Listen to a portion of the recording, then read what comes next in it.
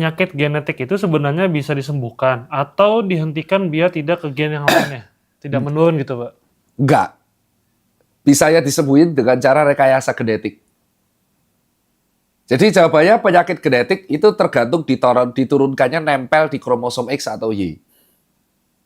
Ya, kalau nempel di Y ya otomatis kalau selama dia punya anak cowok ya akan menurun terus.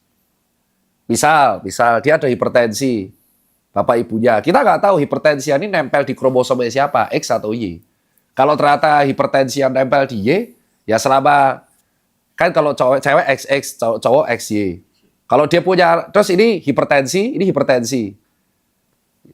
Kita nggak tahu hipertensi ini nempel di Y apa enggak. Kalau misalkan hipertensinya di bapaknya, kita kan nggak tahu. Ada X, ada Y, nempel di X atau Y. Kalau sampai nempel di Y, ya selama ini punya anak cowok, ya dia akan hipertensi terus. Satu-satunya cara dilakukan rekayasa genetik di bagian DNA, diturunkan XY-nya ini di DNA mana, baru direkayasa.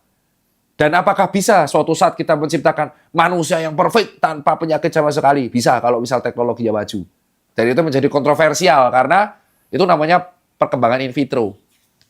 Jadi membangun manusia dari teknologi paling unggul, dari bibit yang paling unggul, yang minimalisir resiko penyakit genetik. Itu bisa.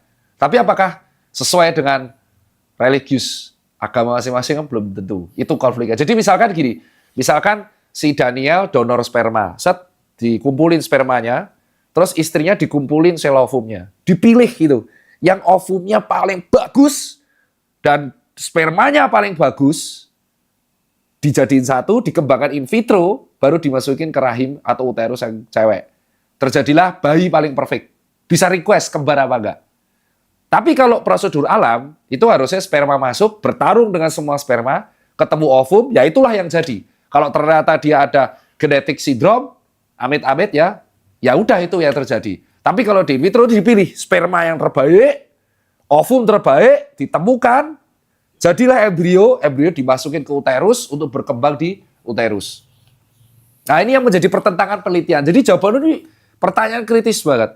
Kelak, karena manusia ingin menghindari penyakit genetik, akhirnya dipilihlah sperma terbaik dan ovum terbaik untuk perkembangan in vitro, jadilah embrio dimasukin ke uterus. Nah ini yang menjadi bahasan zaman sekarang antara agama dan sains. Seberapa jauh sebenarnya hal ini bisa lebih jauh. Cuman kalau kamu ateis, ya sah saja. Gitu. Jadi jawabannya belum bisa dihindari. Ya bisa, caranya kayak gitu. Tetapi sekarang perkembali ke masing-masing. Gitu. Ini beneran bisa, sperma terbaik kan otomatis kan harus dicek. Oh sperma ini terbaik nih.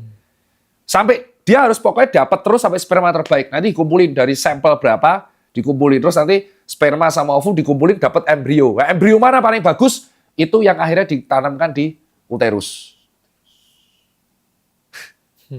Dan jadi ya proper, manusia perfect.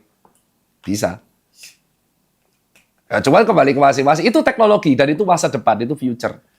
Ya mungkin setelah saya mati, mungkin umur 80, 60, 50, pengen saya sampai umur 60, 70. Ternyata di umur saya 100 tahun setelah kelahiran Tirta, muncul teknologi itu, bisa jadi. Atau kelak nanti orang disabilitas punya cyborg, ya itu bisa jadi. Karena mungkin itu jadi ceng-cengan zaman dulu ya.